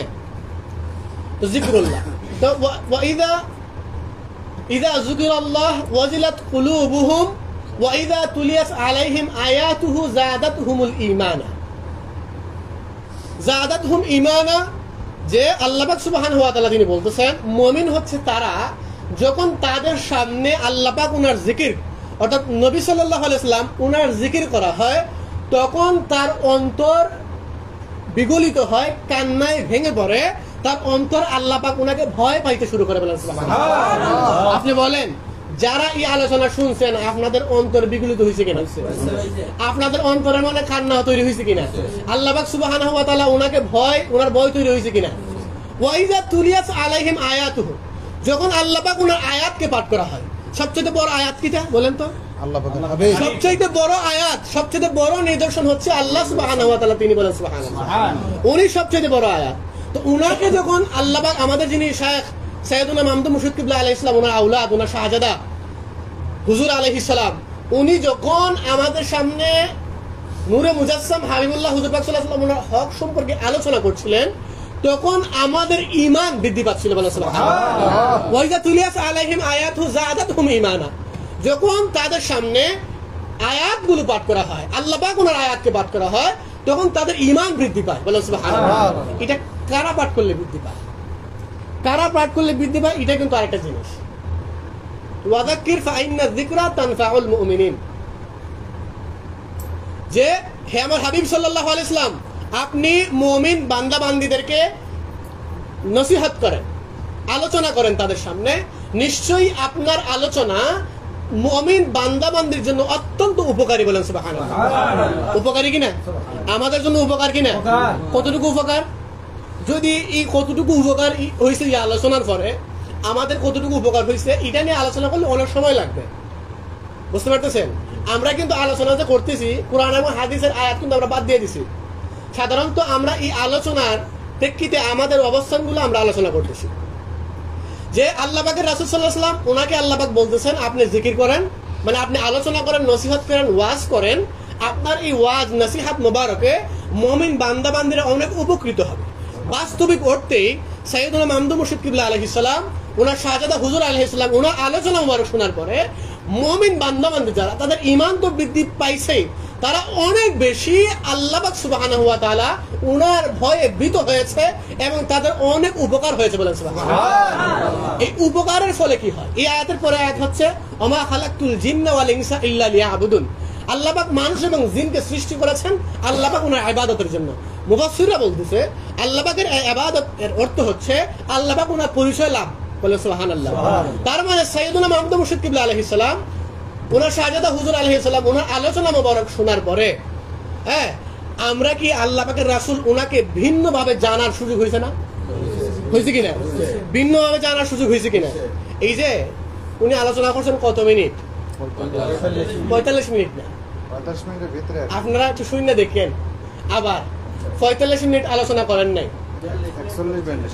আচ্ছা, উনি আলোচনা করছেন 7টা বিষয়ে। কি বিষয়ে আলোচনা করছেন? খুবই গুরুত্বপূর্ণ।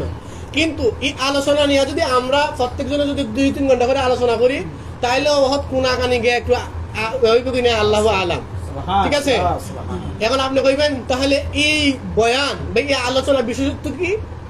একটা উসুল আছে যে খায়রুল কালাম মা কাল্লা ওয়া দাল্লা, উত্তম কালাম, উত্তম বাক্য হচ্ছে সেগুলো যেগুলো অল্প কথা কিন্তু অর্থবহ বলেন সুবহানাল্লাহ। কথা অল্প, আলোচনা খুবই সংক্ষিপ্ত, কিন্তু এই আলোচনার তাৎপর্য এবং প্রভাব অত্যন্ত গভীর এবং এই আলোচনা অত্যন্ত অর্থবহ বলেন সুবহানাল্লাহ, খুবই স্পষ্ট। মুর্শিদ কিবলা আলাইহিস সালাম, ওনার শাহজাদা হুজুর আলাইহিস সালাম, উনি আমাদের মাঝে যে আলোচনা আমাদেরকে দান করেছেন, আমাদেরকে যে নসিহত মোবারক করেছেন, সেই নসিহতটা যদি অত্যন্ত খুবই সংক্ষিপ্ত। কেন সংক্ষিপ্ত বললাম? উনি যে মাকাম এবং আজমতে আছেন এবং যে বিষয়বস্তুর তিনি অবতারণা করেছেন, এইটা নিয়ে কিয়ামত তক আলোচনা করা দরকার। সেই তুলনায় 40 থেকে 45 মিনিট আলোচনা অত্যন্ত সংক্ষিপ্ত না? সংক্ষিপ্ত। কিন্তু এই সংক্ষিপ্ত পরিসরের আলোচনা আমাদের কাছে এত লম্বা আলোচনার সুযোগ তৈরি করে দিয়েছে, এত লম্বা বিশ্লেষণ গবেষণার সুযোগ করে দিয়েছে, যেটা নিয়ে আমরা রাতের পর রাত, দিনের পর দিন আমরা আলোচনা করতে পারবো। এটা শেষ হবে না। আল্লাহ পাকের রাসূল ওনার সম্পূর্ণ হকের কথা এই জায়গায় চলে আসছে। খায়রুল কালাম মা কাল্লা ওয়া দাল্লা, উত্তম কালাম হচ্ছে যেটা অল্প কিন্তু অত্যন্ত অর্থবহ বলে সুবহানাল্লাহ। মুর্শিদ কিবলা আলাইহিস সালাম, শাহজাদা হুজুর কিবলা আলাইহিস সালাম ওনাদের খায়রুল কালামের 2-3টা উদাহরণ দিই আপনাদেরকে। উদাহরণ দিয়ে আমরা আমার আলোচনা শেষ করে দেবো। 2-3টা উদাহরণ দিই, আপনারা একটু মনোযোগ দিয়ে শুনবেন। এই 2-3টা উদাহরণ দিলে আপনাদেরকে এই বিষয়বস্তুর উপরে আপনারা অনেক কিছু নিজেরাই আবিষ্কার করতে পারবেন। আচ্ছা, আপনারা একটু মাইন্ড করেন না, আমি একটু সহজ ভাষা আপনাদেরকে বলি। যেমন ধরেন, আপনার প্রত্যেকেই মুরব্বী মানুষ, মেচিউর। দেখেন, যখন একজন মানুষকে আমরা বলি বউ, কথাটা খেয়াল করে, বউ বলার সাথে সাথে আপনার আমার মস্তিষ্কের মধ্যে যে কল্পনা, যে ইমেজিনেশন হয়, এটা কি খুবই শালীন নাকি অশালীন?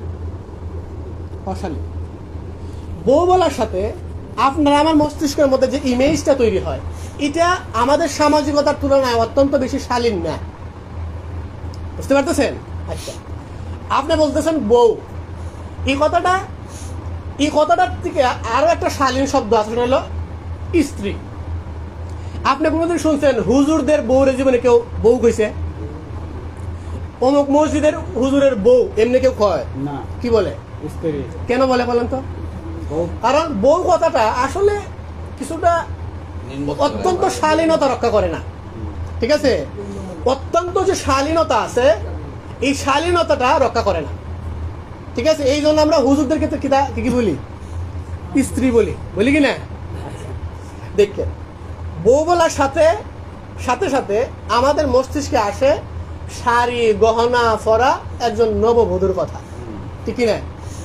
যেটা আপনিও বুঝতেছেন, আমরাও বুঝতেছি জিনিসটা আসলে কেমন। এটা এমন একটা অবয়ব, এমন একটা ইমেজ আপনার আমার মস্তিষ্কে আসছে, যেটা সাধারণত আপনি আমি আলোচনার জন্য নির্দিষ্ট করি না, আপনি আমি জিনিসটা আলোচনায় নিয়ে আসি না। কিন্তু যখন আমরা ভদ্র সমাজে উঠি, ভদ্র ক্লাসে যাই, তখন আমরা আলোচনার জন্য বউ শব্দ না, আমরা স্ত্রী শব্দটা ব্যবহার করি। কথা বলেন ঠিক না? হ্যাঁ, আচ্ছা। স্ত্রী বলার পরেও আপনার আমার মধ্যে বউ বলার চাইতে স্ত্রী বলার পরে আপনার আমার মস্তিষ্কে যে ইমেজ তৈরি হয়েছে, সেটা বউ থেকে আর একটু শালীন, ঠিক না? বউ থেকে শালীন কিনা? বউ থেকে শালীন। আবার কিন্তু দেখবেন এই সমাজের মানুষ কিন্তু দুইটা শব্দ ব্যবহার করে, একটা হলো বউ কিংবা স্ত্রী। কথাটা ঠিক আছে কিনা আমার? এই সমাজের মানুষ দুইটা শব্দ ব্যবহৃত হয়, একটা হলো বউ আর একটা হলো স্ত্রী। কিন্তু রাজারবাগ দরবার শরীফে আর একটা শব্দ আসছে, যে শব্দটা হলো আহলিয়া, ঠিক আছে কিনা?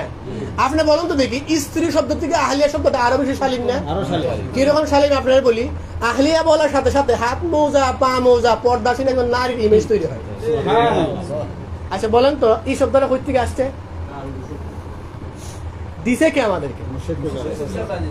তাহলে বলেন, মুর্শিদ কিবলা আলাইহিস সালাম ওনার শব্দ প্রয়োগের ব্যাপারটা বুঝতে পারছেন?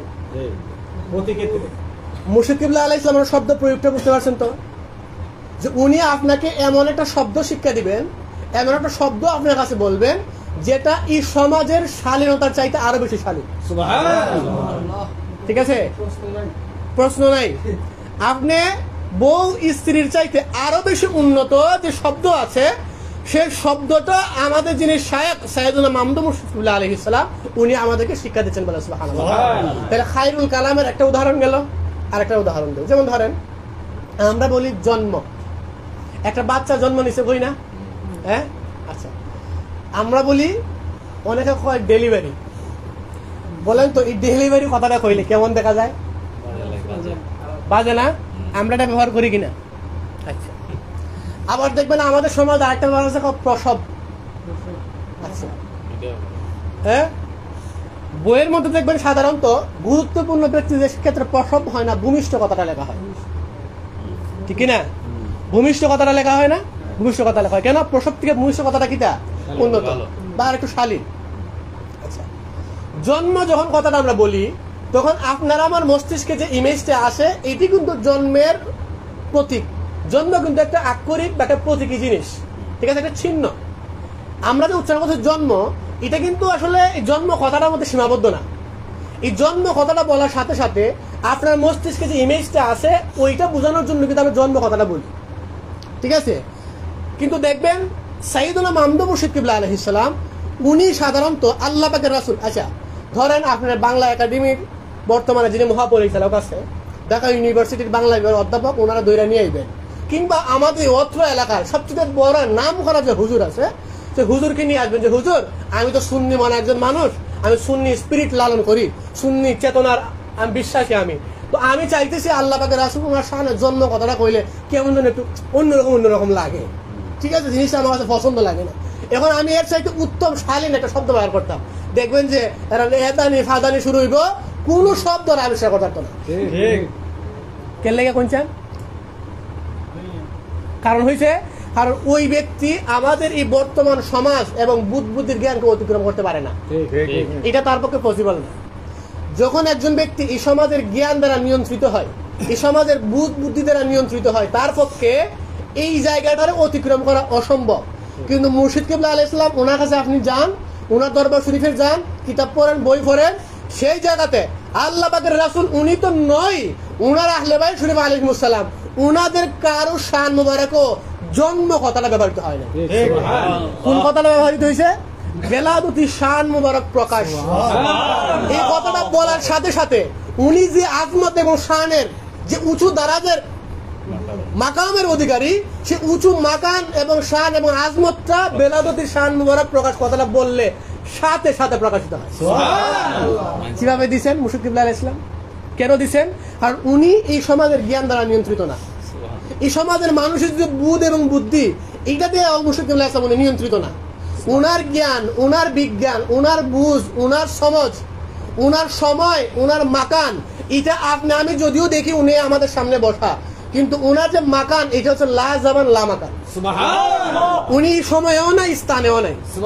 উনি এমন এক গভীর এবং কুদরতি শান মান মুবারক অবস্থান করতেছেন, যে শান মান মুবারকের টাকার কারণেই উনার পক্ষে এত আজমতওয়ালার শব্দ, এত আজমতওয়ালা ব্যাপার আমাদের মাঝে বলাটা সম্ভব।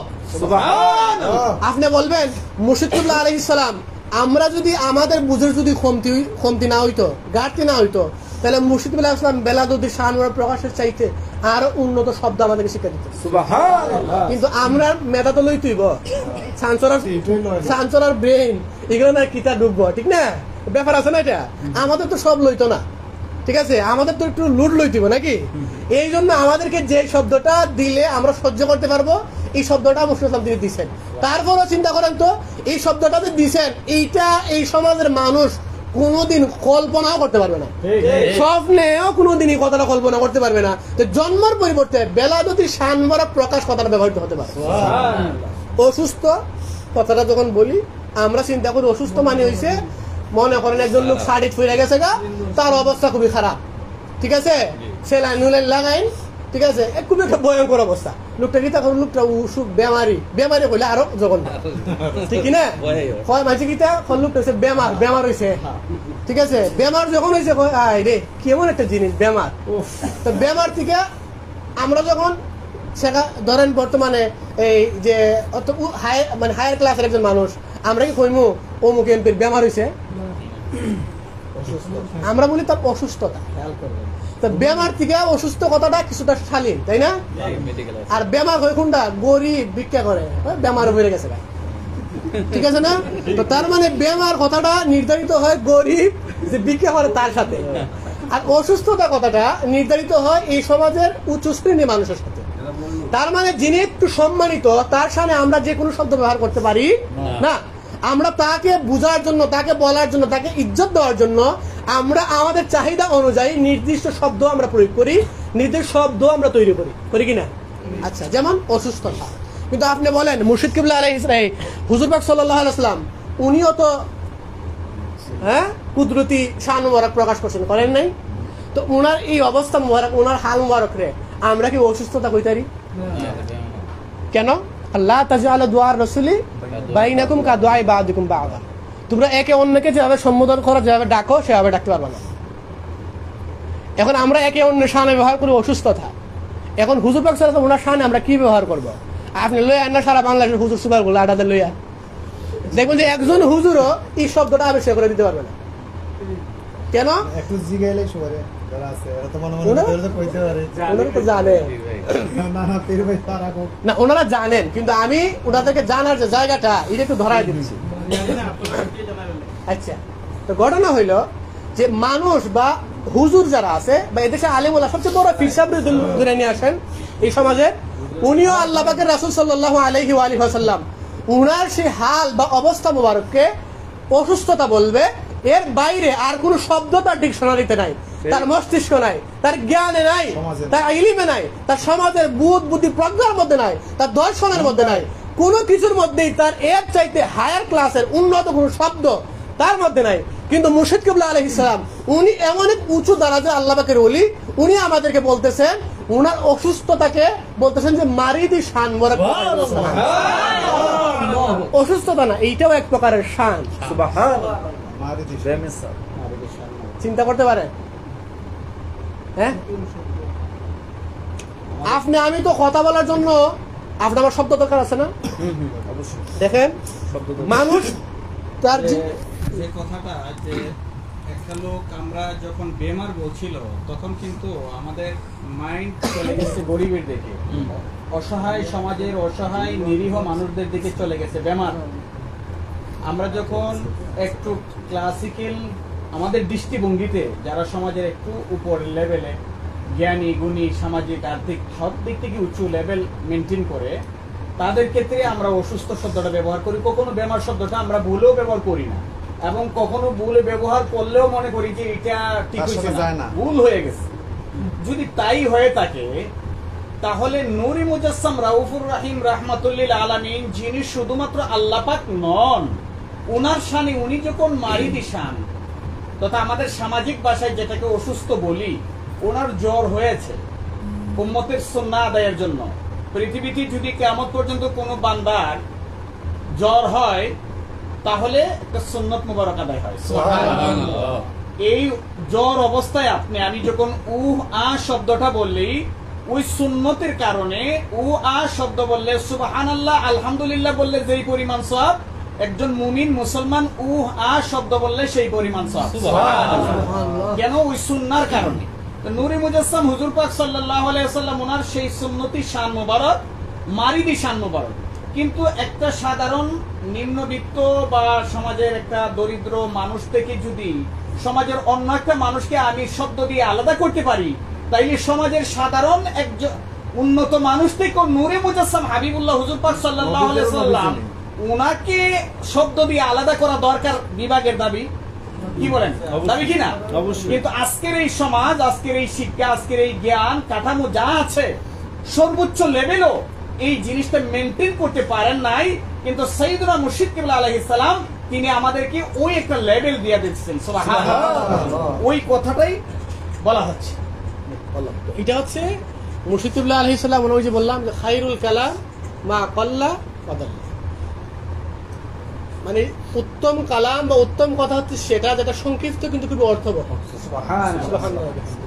সাইয়্যিদুনা মাহমুদ মুর্শিদ কিবলা আলাইহিস সালাম উনি আমাদেরকে, এখন আপনি বলবেন যে তাহলে এই যে আমরা এগুলা বলতেছিলাম যে মারিদি শান মোবারক, বেলাদতি শান মোবারক, সিহাতি শান মোবারক, এই যে আমরা কথাগুলো বলি বা আমরা মুর্শিদ কিবলা আলাইহিস সালাম হুজুর পাক সাল্লাল্লাহু আলাইহি ওয়াসাল্লাম ওনার বিভিন্ন অবস্থাকে আমরা বিভিন্ন শান বা বিভিন্ন মান আমরা এই শব্দগুলা দিয়ে উপস্থাপন করি, এটা আসলে কিন্তু আমাদের নরমাল বিভাগ, যদিও মুর্শিদ কিবলা আলাইহিস সালামের সংস্পর্শে যাওয়ার পরে আমরা বুঝতে পারতেছি এটা আমাদের বিভাগের দাবি, কিন্তু এই সমাজের মানুষ কিন্তু এটাও বুঝে না এটা বিভাগের দাবি।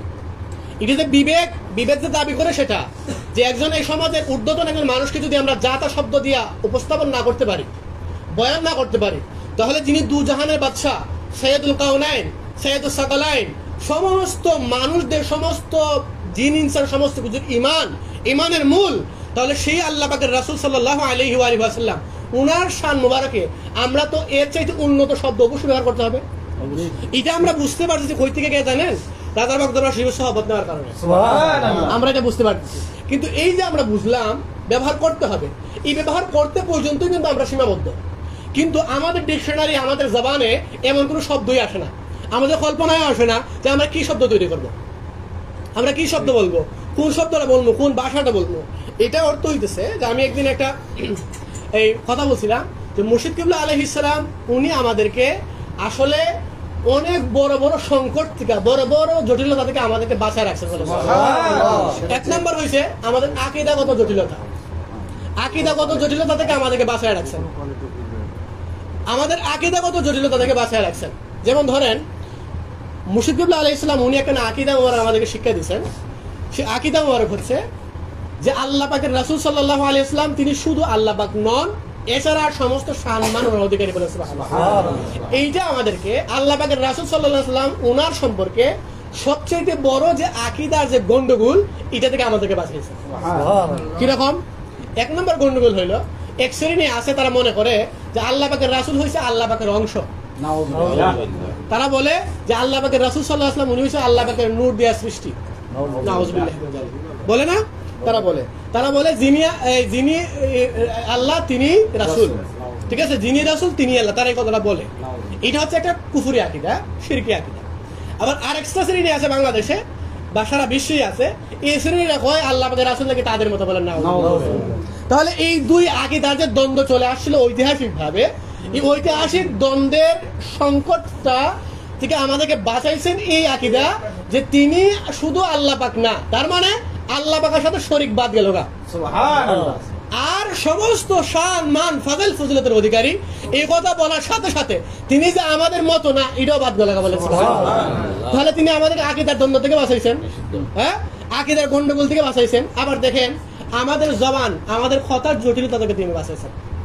আমরা এমন অনেক অবস্থা আছে আল্লাহ পাক রাসূল সাল্লাল্লাহু আলাইহি ওয়াসাল্লাম উনার, যেটা আমরা কোনোদিন বলতে পারি না, কোনোদিন আমরা ভাষায় প্রকাশ করতে পারি না। সেটা হচ্ছে সম্পূর্ণ লাজমান লামাকানের বিষয়। যেমন ধরেন, সর্বপ্রথম যখন আল্লাহ পাক রাসূল সাল্লাল্লাহু আলাইহি ওয়াসাল্লাম তিনি সৃষ্টি, বা ওনাকে যখন আল্লাহ পাক তিনি সৃষ্টি করলেন,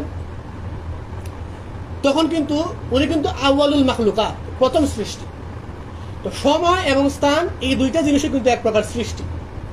তো আল্লাহ পাক রাসূল যদি প্রথম সৃষ্টি হয়, তার মানে ওনার অবস্থাটা হচ্ছে যখন সময়ও ছিল না, স্থানও ছিল না, ঠিক আছে? যখন সময়ও ছিল না, স্থানও ছিল না, আল্লাহ পাক রাসূল সাল্লাল্লাহু আলাইহি ওয়াসাল্লাম তিনি এমন এক অবস্থায় ছিলেন। এখন আপনি বলেন ওই অবস্থার আমরা নাম কি দিতাম, বা ওই অবস্থায় আমরা কিভাবে আলোচনা করবো? আরে আপনি আমার মনের ভাব প্রকাশ করার লাগতো না, মনের ভাব প্রকাশের চাহিদা অনুযায়ী তৈরি হয়েছে ভাষা। এখন ভাষা কই দিতাম আমরা, এটা একটা মনের ভাবনা নেই, ওই ভাবটা আমরা কেমনে প্রকাশ করবো? আমাদের এটা একটা জটিলতা কিনা?